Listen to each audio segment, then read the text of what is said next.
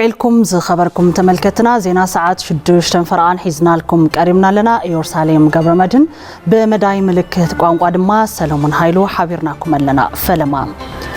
صوري مستماي كتما عبي عدي نابزت حساس بركي بمبصحو نستفلالي صقماتي قالو كم زلو تمزابلتي زوا معراب تግራይ ገሊጾም ቤት ጽሕፈት ግልጋሎት ማይታ ከተማ በግዲዮ ነተጸገምነ መፍታህ ይሰርሕ ከም ዘሎ አፍሊጦሎም መሳርሕትና ንጉስ አማረ ዝላኾ ጸብጻብ በገብረ መስቀል ኪሮስ ከቀርበልናዩ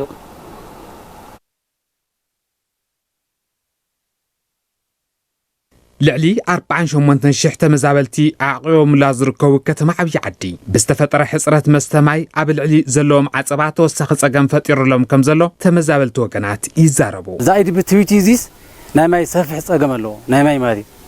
تماي ستزلو كابيت ستتقوم زلو كاب شيخ نمطي سفحر زل نافحر يمزلو نافحر ستزلو تماي سدمال تبكلي ماي صمينا بودي اروا كفودي ختمه بشخنا بيغومان دانمنا امشتور حشتشتور حي بغررنا تتحزنا ما يصمت حريرنا مويتناينا عيلا زمطنا يلس وها غير يرخونالن سوينا ناست يزلنا زمقلت لعمبي وحمام ناب غزا يم تداريغم زنيو تعما صقمينا نينا دحنا ما يصامني موتلنا ما يصام بما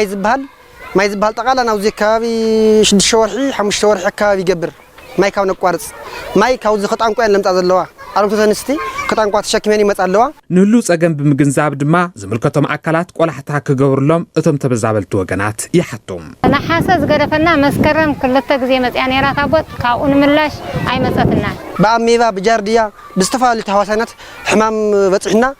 ኩለሪን ይኹን ካሊ ይኹን ወሃ አጋር ይኹን ዘወና ሲና ኣብ ጸገምና ወዲና ዘለና ኣብ ችግርና ወዲና ዘለና ዝምልከታ አካል መጽዩ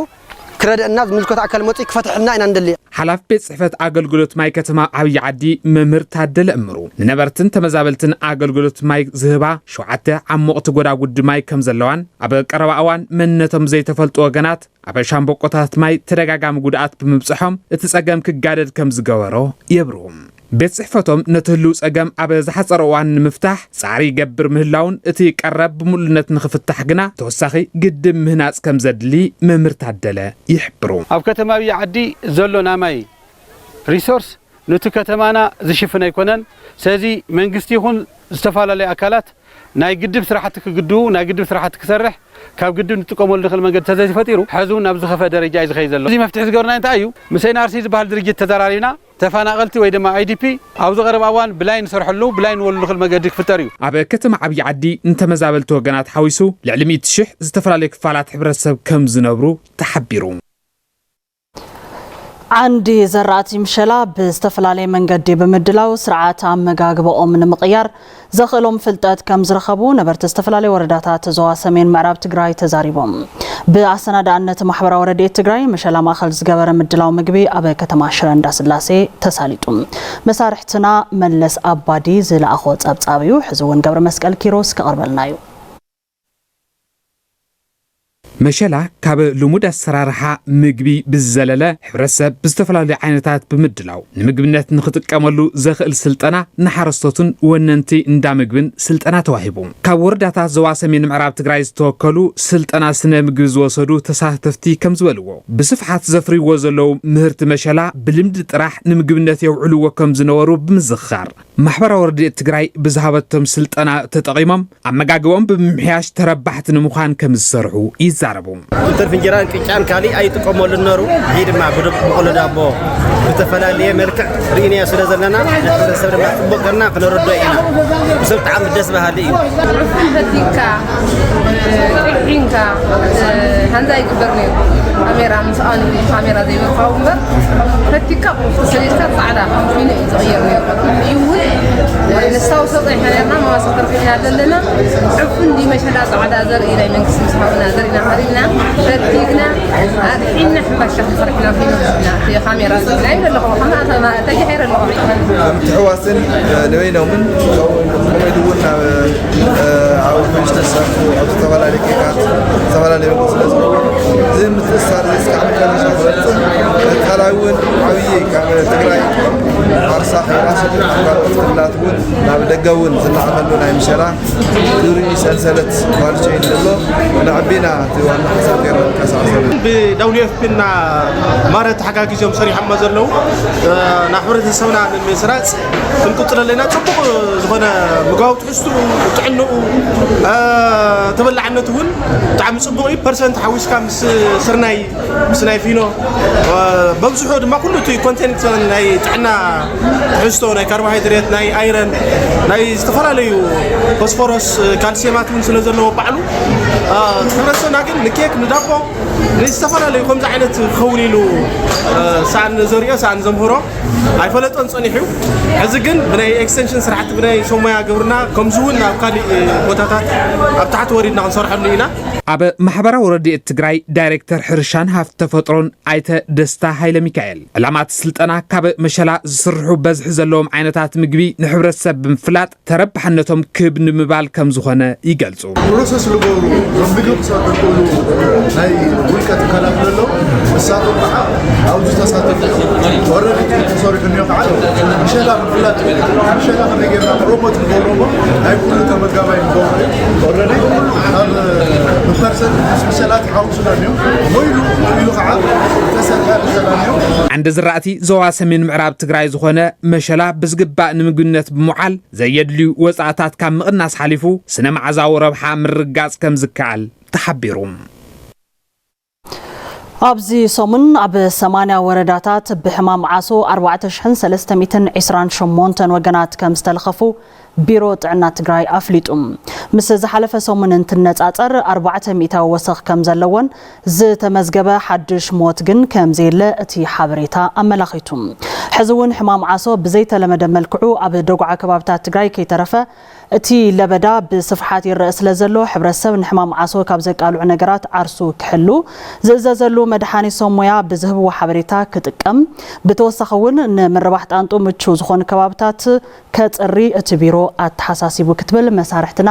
ንስሓ ተስፋይ ጸብጺባላ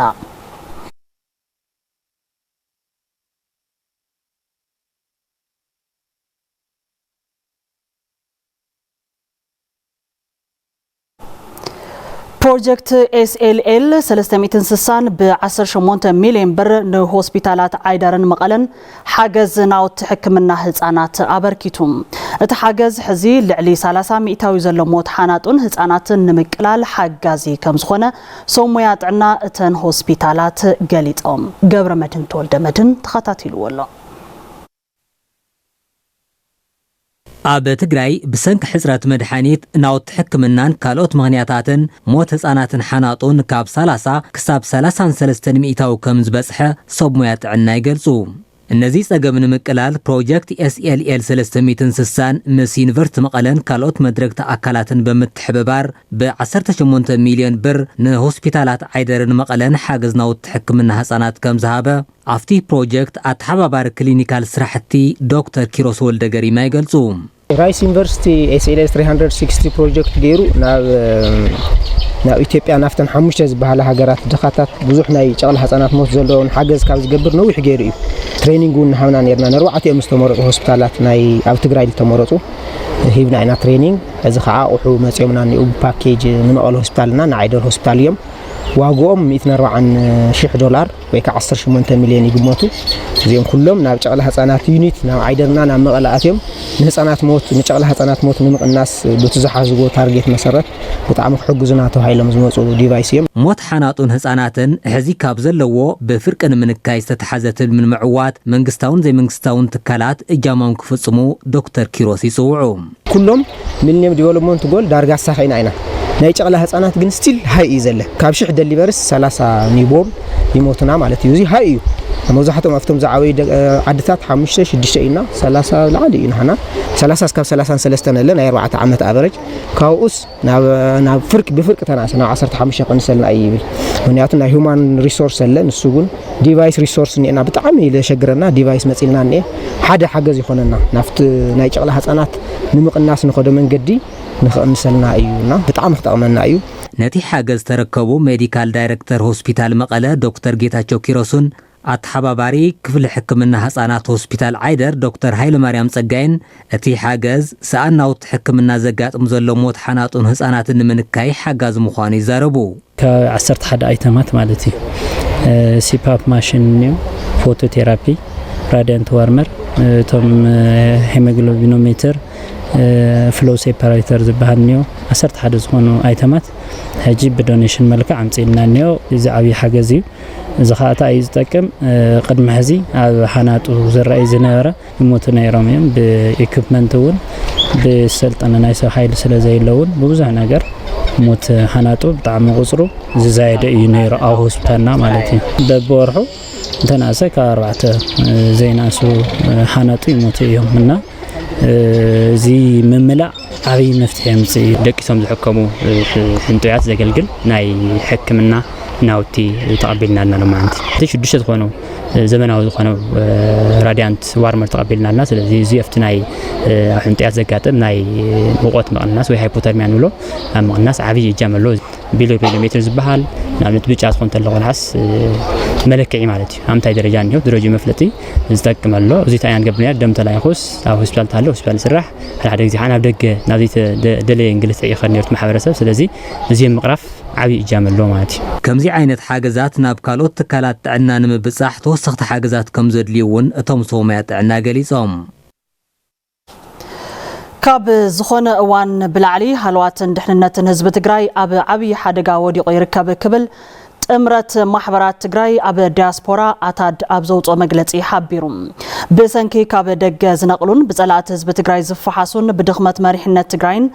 ካብ ዝኾነ እዋን ብላዕሊ ሃልዋትን ድሕነትን ህዝቢ ትግራይ ኣብ ዓብይ ሓደጋ ወዲቑ ይርከብ ክብል ጥምረት ማሕበራት ትግራይ ኣብ ዲያስፖራ ኣታድ ኣብ ዘውጾ መግለጺ ገሊጸሎም ብምዃኑ እውን እዞም ሓደጋታት እዚኦም ብዙሕ ዋጋ ስለ ዝኸፈሉና ካብ ዝኾነ እዋን ብላዕሊ ሓድነትና እነጠናኽረሉ ኣብ ዝግባእ ፈታኒ ምዕራፍ ንርከብ ዝበለ መግለጺ ኣታድ ህዝቢ ትግራይ ሰራዊት ትግራይ ሲቪል ማሕበረሰባት ትግራይ ውድባት ትግራይን ኮታስ ኩሎም ብህዝቢ ትግራይ ዝግደሱ ኣብ ውሽጥን ኣብ ወጻን ዘሎ ወገናት እዚ እዋን ዝተዋደደ ስልታዊ ስትራቴጂካዊ መደብ ብምትላም ዲፕሎማሲያዊ ዓቕምና ብምጥንኻር ነቲ ኣብ ቅድሚና ተቐጅሉ ዘሎ ፈተና ንምብዳህ ከም ቀደምና ብሓደ ጠጠው እንብለሉ ወሳኒ እዋን ሎሚ እዩ ክብል ሓቢሮሎም ንስሓት ተስፋይ ከም ዝጸብጸበቶም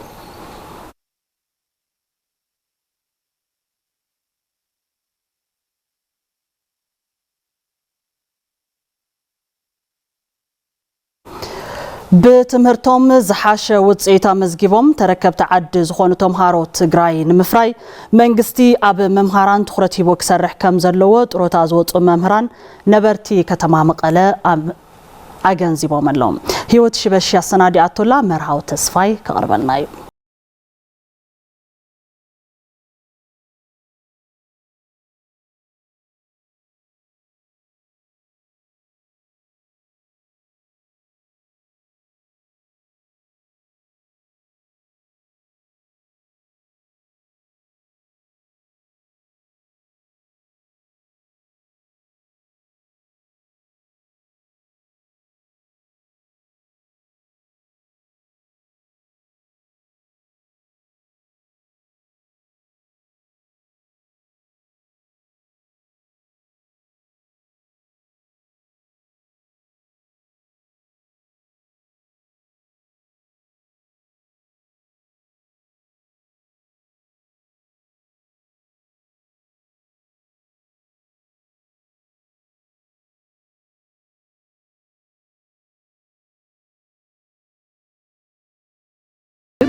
عيدر هوتيزا لحمون خيده بقى خون ودي كوينو لعلي تحتاي نابله مدحنتنا اززت زوص هو وصاي زشفن لي تمهراي يله صريز ولا تمرتي زي بالعدي عد الله الكخت زاربي تخل كله مخنياتنا ممهار وصيتي حد اختلمعن كتعبن كتولصقن اندحر كوينا ناي تمرتو وصيتي كاو طرف انت خوين ግን ዋና ዘይብላ ዓዲ ወይ ከዓ ዜጋታት ዘይብላ ዓዲ ግን ድማ ህይወት ሒዞም ዝንቀሳቀሱ ማሕበረሰብ ዘለዎ ኢልካ ኢኻ መደምደምታ ናብ ማሃብታ ኣቱ ማለት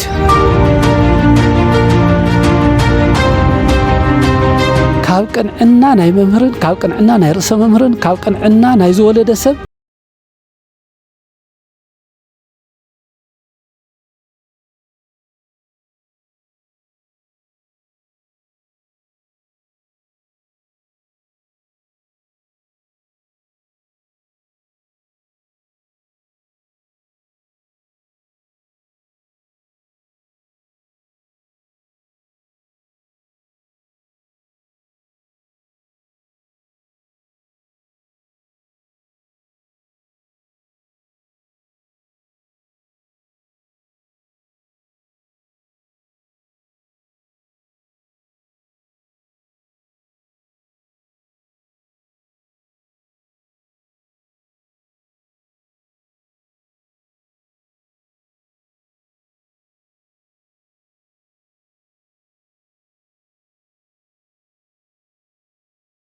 ኣብ ታሪኹ ዝበጽሕዎ ግፍዕን በደልን ንምምካት ዝኸፈሎ ሰፍ ዘይብል መስዋዕቲ ብመልክዕ መጽሓፍ ክስነድን ንታሪኽ ክቕመጥን ከም ዝግባእ ጸሓፍቲ ታሪኽ ገሊጾም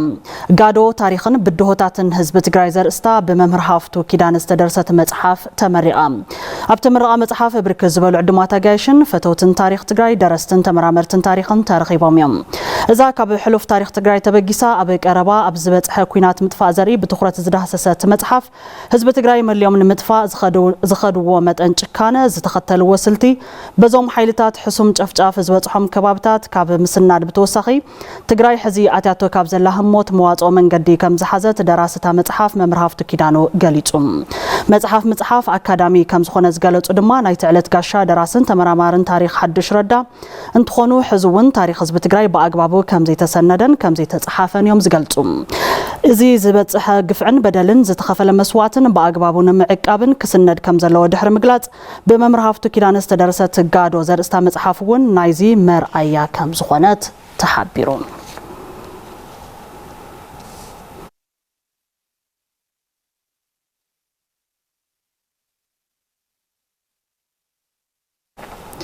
ሕብረተሰብ ኣብ ዕቋርን ልቓሕን ተሓቂፉ ቁጠባዊ ጸገማቱ ክፈትሕ ከም ዝግባእ ኣብ ከተማ መቐለ ዕቋርን ልቓሕን ዝተወደቡ ኣባላት ገሊጾም ማሕበር ዕቋርን ልቓሕን ፊደል ቀዳማይ ጉባኤ ኣሳሊጣላ ነቲ ጉባኤ መሳርሕትና ሸዊት ሙላለም ተኸታቲላቶላ ማሕበር ዕቋርን ልቓሕን ፊደል ኣብ ወርሕን ሓሰብ 2016 ዓመተ ምህረት ብ123 ኣባላት ተመስሪታ ኣይተ ታደሰ ኣለሙን መንእሰይ ጉዑሽ ተወልደን ኣባላት ዕቋርን ልቓሕን ፊደል እንትኾኑ ሕብረተሰብ ኣብ ዕቋርን ልቓሕን ተሓቂፉ ቁጠባዊ ጸገማቱ ክፈትሕ ከም ዝግባእ ይገልጹ ትግራይ ዘሎ ሕዚ ዳግመ ህንጸት ዓብዪ ኣስተዋፅኦ ኣለዎ ይግምት ምክንያቱም ብዙሓት ስራሕ ዝሰኣኑ ይኹን ወይ ድማ ትሕዝ መናብሮ ዘለዎም ከፍ ከብል ይኽእል እዩ ዕቤቶም ክስታይ ከብል ንባዕሎም ንሮም ክልውጥ ይኽእል እዩ ዝብል እምነት ኣለና ዳግሞ ሕይወት ስለ ዘለና እቲ ኢኮኖሚናውን ዓንዩ ስለ ዝጸንሐ ብጣዕሚ ጉልህ ዝኾነ ሚና ከልየን ትፅኢት ይግበር እዩ ምክንያቱ ሎሚ ትካል እንተሃኒፅካ ኢኻ ፅባሕ ትመዋፅእኻ እውን ብማዕራረ ዝኽእል ሰብ መሰረታዊ ድሌታቱ ኣብ ዘይማልአሉ ግዜ ኮይና ንሓስብ ከለና ከምዚ ዓይነት ትካላት ጠናኸራ ከለዋ ሓደ መሰረታዊ ድሌት ምምላእ ሓሊፉ ናይ ዓዲ ኢኮኖሚ ከፍ ንኽብል ንእሽተን ክብ ክንብል ይገብረና ማለት እዩ ማሕበር ዕቋርን ልቓሕን ፊደል ኣብዚ ሕዚ እዋን ልዕሊ 84 ሚልዮን ካፒታልን ልዕሊ 500 ኣባላትን ሒዛ ኣብ ምንቅስቓስ ከም እትርከብ ኣብ ወንበር ዕቋርን ልቓሕን ፊደል ኢንጂነር ዳዊት ሃደራ ይርድኡ ናይ ፋይናንስ ዓቕምና ንዕብየሉ መብዛሕትኡ ኣብ መንግስቲ ሰራሕተኛ ዘለው መናእሰይ ምሁራት እውን ዘለዎ ማሕበር እዩ ስለዚ ዓርሲ ብዓርስኻ ንምትሕግጋዝ መሰረት ተገይራ ዝተመስረተት ማሕበር እያ 530 ሺህ ሒዝና ተበጊስና ክንብገስ ከለና ሕዚ ልዕሊ 84 ሚልዮን ኣኮሙሌት ገይርና ኣለና 54 ሚልዮን ከዓ ናብ ኣባላት ተብፅሕና ኣለና ኣብ ውሽጢ 7 ወርሒ ማለት እዩ ካብዚ ብላዕሊ ዓዛዚፍካ እንድሕር ሰሪሕካ ካብዚ ብላዕሊ ክስራሕ ከም ዝኽእል ኢንዲኬተር እዩ እዛ ማሕበር ዝተፈላለዩ ኣማራጺታት ብምሓዝ ፋይናንሳዊ ጸገማት ኣባላትን ትግራይ ንምፍታሕ ከም እትሰርሕ እውን ይረድኡ ምስ ናይ ታክሲ ማሕበራት ምስ ናይ ባጃጅ ማሕበራት ተሓባቢርካ ምስ ካልኦት ዘለው ናይ ሰብ ዓካሪ እውን ናይ ካልኦት ዘለው ማሕበራት ተሓባቢርካ ኣፍቱ ዘሎ ናይ ፋይናንስ ጸገም ናይቲ ክልል ናይ ባዕልና ዝኾነ ዓሸራ ንኽህልወና ማለት ናይ ባዕልና ክብል ከለኹ ኩሉ ዝመጽእ ኣባል እውን ባዕል ዋና እናኾነሉ ዝኸይድ ትካል ኢና በዚ መንገዲ እዚ ከይድና መጨረሻው ናብ ዓበይቲ ትካላት እውን ንውንነሉ ሕዚ ናብ ናይ ሪል ስቴት ስራሕቲ ናብ ናይ ካልኦት ናይ ኢንቨስትመንት ስራሕቲ እውን እንኸደሉ ኣብ ክፍለ ከተማ ሓድነት 225 ሚልዮን ካፒታል ዝወነና 26 ሕብረት ስራሕ ማሕበራት ከም ዘለዋ ዝገለጹ ኣብቲ ክፍለ ከተማ ኣተሓባሪ ከይዲ ስራሕ ምስ ፍሕፋሕ ሕብረት ስራሕ ማሕበራት ኣይታ ኣስመሮም ገብሩ ነዘን ማሕበራት ዘደሊ ደገፍን ክትትልን ከም ዝግበረለን ይረድኡ መጀመርያ ንውድብን ካብኡ ውድብና እንደገና ናይ ሒሳብን ምስትኽኻል ኢንስፔክሽን ምግባር ዝተፈላለዩ ማለት ኮንትሮሊንግ ሲስተሙ ንገብርና ማለት ስለዚ እዚ ድማ ምስ በይንና ጥራሕ እንተይኮንናስ ኣብ ዞባ ዘለው ክኢላታት ዘለውና ድግፍና እንደገና ድማ ካብ ክልል እውን ብፍላይ ሎም ዓመት ብኢንስፔክሽን ብጣዕሚና በክልል ተደጊፍና ማለት እዩ ስለዚ ውሽጣዊ ስራሕን በሙሉ ክትትል ይግበረለን እዩ ማለት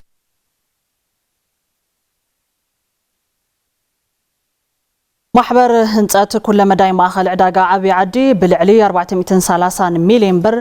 بعل 4 دبر هنصان مهنات قداماي حفشاو مسراتي غبايا اساليطام محبروم ካብ ምጥያሽ ጀሚሮም ክሳበት ህንጻ ተዛዚሞ ግልጋሎት መሃብ ዝጅምር ግቦም ከም ዝፍጽሙን ዘመናዊ ስርዓት ንግዲ ኣብ ምስፋን ብጽሕቶም ከም ዘበርክቱን አባላትታ ማህበር ተዛሪቦም አቦንበርታ ማህበር አይተ መብራህቱ ተخله አባላትታ ማህበር ዘለዎ ተበግሶ ስራሕ ናብ ተግባር ንምሽራፍ ጻሪ ግበር ከም ዘሎ ገሊጾም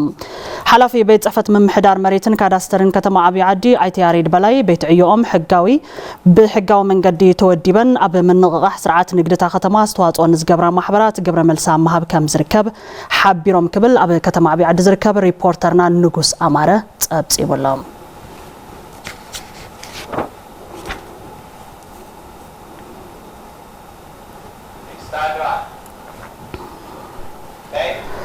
نعم تنسجر دما بريزيدنت العلوي بيت مخر السودان جنرال البرهان دحر وجه حد السودان أب سعود عرب فلما عودة كايدم جنرال البرهان نبز عودة زغنعو عطقات داقم سارع كاب كارتوم تتراريقوم دحر موتومي كبل غازيتا المونيتر تابتيبو يخوننبر عطق هزوتوها ودقف دمان خالي كوناتي دالو مهلاو غازيتا المونيتر يقلت وقحد حد السودان أب مقداد إداتاو نتاقرات قال في اللوع المنبارو أب ميكا أب زنبروم عودة تزدغس جنرال البرهان أب سقاي زركب حزب السودان نمدحان حاجة سعود عرب والساني مخانا بريهم مسمني قدات وزاي سعود عرب حاويسو خالوت منيستراتن لول سعود عرب نقص سالمانن مزتايوم زصبصبا المونيتر اب اوان كوينات زي تقارص دغف سعود عرب اب داغم هنص السودان تطنخيرو كقصل محتاتهم تغليصم حيلوم كابوانا كتما كارتوم طاليلو كمزوص زغلصو حلافي عطو هصوص وهاب دغف محمد داغلو بغديوم مس سراويت السودان زكايدو وجه كم بحدش كم زقصلون حيال يمعراري مهلاوم مزراوم كالي سغات تفطيرو مهلاو تحبيرو كبل مسارحتنا غبر እግዚአብሔር ኃይሉ ጸብጽቡልናሎ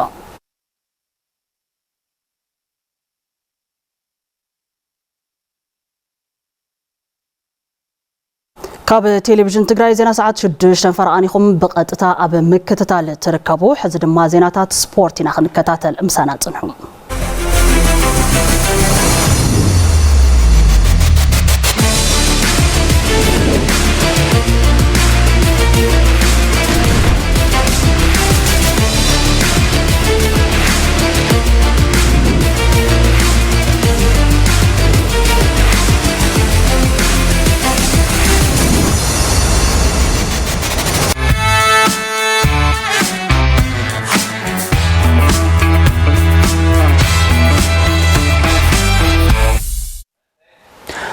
سلام متعنا هبنا دحندو صنحكم زخبركم تملكتنا نساز بلنا حبريتا سبورت حيز قريب لخو شنا مكتل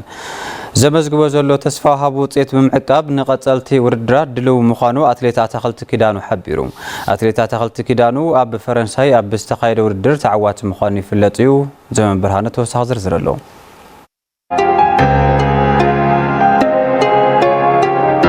أتليت غانتا سرحت نقد غنا أتخلت كيدانم أبي كتما مقلة أبي سخايد شاي شامبيونا أتليتكس تجراي بغانتات 10,000 متر كبروسن بمحاز دحري زمزغوا عوت بتيجزي مس تلفزيون تجراي أبز كايرو على محتت توصيت بدرجة عالم زحشو وصيت نمزغاب كم زتاو مغلاص يذكر لقصالي بقى بهاجر دي عالم نخاول لو ودرات فتان ساعات كاوزي بللصه كمزغي لتصفيت يقبر معناتي مخنياتو او زي صبق ساعات غوينا لنا قصال لما هم نقوي متأمم يو نزي سعيبو فلما عالم لخاور الدر نمكيادنا فرنساي زامرها أتليت أتخلت كيدانو وردر قرنا 10 كيلومتر تواديرو نترحقت ب27 دقيقة 41 سكند قدما يدرج حيزو بمززام تعويتيم دحري زمزغوا عوت كابت هاجر بفيديو على محت زكايده أتليت أتخلتي ناي بعلو بلصوصيت ساعات بمزغاب زمزغوا عوت نقصالي صبوق من العال كم زفترو لي يغلظ ياو هاجر فرنساي استخايرنا 10 كيلومتر وردر تعويت له ان ያው ዝድርሱ ናይ መጀመሪያ ናይ ደግ ዕድል ረኸፈል ናይ መጀመሪያ ውድረይና በጣም እንደሰሃል ነይሩ ምክንያቱ ናይ መጀመሪያ ከምዚ ብምሳይ በጣም ሓሪፍ ነይሩ ማሊካል ያው ናይ ቀጻሊ ምን خرና መሰረት ለቀጻሊ ናይ ምሽናፍ ዕድል ተስፋ ብምጋር ለቀጻሊ ውድራት ከሸንፍ ለተሰባ ይገብር ማለት ምክንያቱ أنا مجمرة هم زين جاي عاوز على الودرات بدن بتأمكيره مسرح ዝሐሸ ሰዓት ከመዝግብ ለተስፋ ይገብር ማለት ነው። ኣብ መወዳእታ ወርሒ መጋቢት ኣብ ሃገር ኔዘርላንድ ውድድር ዘለዎ ኣትሌት ኣታክልቲ ብሉፅ ውፅኢት ንምርካብ ድሉው ምዃኑ ይሕብር። ኣብ ቀጻሊ ውድድር ድማ ኣብ ኣፕሪል 5 ኣለኒ ኣብ ሃገር ኔዘርላንድ ኣፕሪል 5 ኣሎ እና እውን ናይ 5 ኪሎ ሜትር እዩ እውን ጽቡቕ ሰዓት ከሸንፍ ለተስፋ ይገብር ምስ ናይ እግዚአብሔር ፍቅር ኮይኑ ከሸንፍ ለተስፋ ይገብር። እዞም ናይ ቀጻሊ ውድድራት ዝለዓለ ዝግጅት ገይርካ እና ዝለዓለ ናይ ሰዓት ምሻሽ ገይረ ከሸንፍ ለተስፋ ይገብር። ምክንያቱ ዝበለጸ ስራሕና ዝበለጸ ካብ ዝብልነበረ ተገይርካ ኣምለ ሸንፍ ብርግጽነት ብዙናይ ከውጽኢት መሰረት ገይርካ ብርግጽነት የሸንፍ ኢለ ምስ ናይ እግዚአብሔር ፍቅር ኮይኑ ከሸንፍ ተስፋ ይገብር ማለት እዩ። ኣትሌት ኣታክልቲ ኪዳኑ ንጋንታ ስራሕቲ ንግዲ ቡና ብምውካል ኣብ ዝተፈላለዩ ውድድራት ይሳተፍ ካብ ዘለው ኣትሌታት ሓደ እዩ። ኣብ መንጎ ሓሙሽተ ጋንታት ዝካየድ ዘሎ ዓመታዊ ውድድር ኩዕሶ እግሪ ከተማ ሓውዜን ልዑል ንሕንሕ ይረኣየሉ ከም ዘሎ ተሓቢሩ። እቲ ውድድር ኩሉ ግዜ ቀዳምን ሰንበትን ዝካየድ ኮይኑ ክሳብ ሕዚ ድማ ኣብ 7 ሰሙን ከም ዝበፅሐ ተሓቢሩ። ኣብቲ ዝሓለፈ ቀዳመ ሰናብቲ ኣብ ዝነበሩ ግጥማት እውን ጋንታ ተስፋ ሓውዜን ንጋንታ ቫሎር 2-0 እንትትስዕር ጋንታ ስሪጂ ፍሪደም ድማ ንጋንታ ፊኒክስ 1-0 ስዒራ ኣላ። ክሳብ ሕዚ ብዘሎ ውፅኢት ድማ ጋንታ ስሪጂ ፍሪደም ብ15 ነጥቢ ጋንታ ባዜን ድማ ብ12 ነጥቢ ኣብ ቀዳማይን ካልኣይን ደረጃ ኮይነን ይመርሕኦ ከም ዘለዋ ካብ መተሓበርቲ ውድድር ዝረኸብናዮ ሓበሬታ የመላኽት።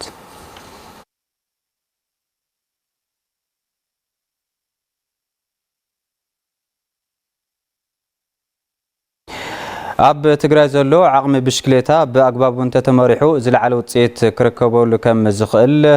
ብሽክሌተኛ ኣማኒኤል ሃይለ ሚካኤል ገሊጹ። ምስ ስፖርት ቴሌቪዥን ትግራይ ጻንሒት ገይሩ ነይሩ ከም ስዕብ ድማ ብልሳኑ ክቐርብ እዩ።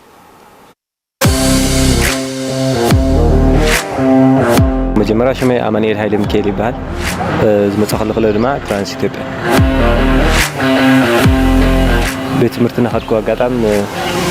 ሓወይ እዩ መብራህቱ ተጋዳላይ መብራህቱ ይበሃል። እዚ ኣጋጣሚ እሱ ተጋዳላይ እዩ ይወዳደር ነይሩ ካብኡ አንደኛ ይወፅእ ኣጋጣሚ ካብኡ እሱ አንደኛ መወፅእ ሓወይ ምዃኑ ኣይፈልጥ ካብኡ ከይደ ማይና ምንዮ እሱ ይፈልጠኒ ኣጋጣሚ ካብኡ ብጣዕሚ ካብኡ ብኡ ብጣዕሚ ፍቅሪ ሓዲርኒ ሳይክል ኣብ ፀጋም ኩነታት ኮይኑ ኢኻ ማን ጀሚረዮ ክለባት አይግና ወረዳ ኢና እንጫወት ነርና እዚ ጋጣም እዚ ምስ ኑር ረመዳን የሰልጥን ነይሩ ሰፋ ወርቁ ካው ሆምናል ሰላም ቆርቆሮ ምስተ አተኹ ያው ወላዲ የለ ንሽተይ ግሌት ካብኮነ ብዝብል ምድጋፍ ጀሚሩ እና ኮሚዳ ምስ ጎራ አይና ሰጠንኩ እንትን ይዳ ማለት ያው ከምትል ሓሰብኩስ ናኸደለይ መጽዩ ማለት ና ትራንስ ምስአተኹ ሓደ ዓመት ቢጸኒሐ ካብኡ ካልኣይ ዓመት ናብ ምስ ደየውና ቱር ነይሩ ንመጀመርያ ግዜ ያ ነይራ ዘቱር ቲንክ ካብኡ ናይ ዓቐበት ማልያ ሰዓር ኩላ ጠቕላላ ወሲደ እና ሽዑ ብጣዕሚ በቃ መጀመርታ ኢለ ነይሩ ብዙሓት ተጫወትካ ውጪ ሃገር ልመፁ ነይሮም ካብ ጀርመን ዳይቄድ ምናምን ኮንቲኔንታል ቲማት እና እዚ ምስኦም ኮይኑ ምስተዓወትኩ ብጣዕሚ ሓጎስ ስምዕንሳ ኣይርሳዕ ስፖርተኛ ብጣዕሚ ትሪት ክግበር እንክብካቤ ክህልዎ እኒኦ እምበር ብጣዕሚ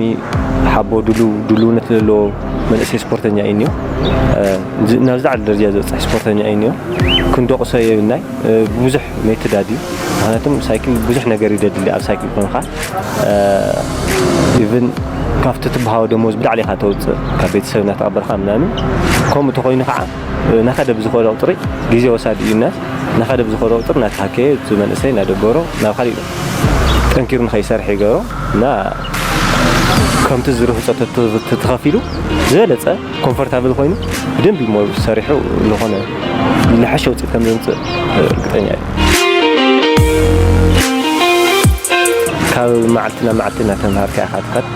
ያው ዝኾነ ሒዘ ልመፃ ከሎ ያው እሱ ናመሓየሽኩ ኣብ ትለለኒ ችግር ብደንቢ ናብ ሰሪሐ ጠንኪረ ናብ ዝለዓለ ደረጃ ንምብፃሕ ዝሕግዘካ ቤተሰብ እኒኦ ቤተሰብ ስር መሰረት እዩ وبفلاي ولادي هاي مكيل جدي طعمي كمسكون يدي اللي بزقات أمدي جنزة يكون بوزح نجاري الحجزاني كمولاد اللي هنا كم عركي ناب طعمي كمسكون يدي اللي يا ولادي تي جدي جوري هنش لأنه بزحتيهم شو متزوج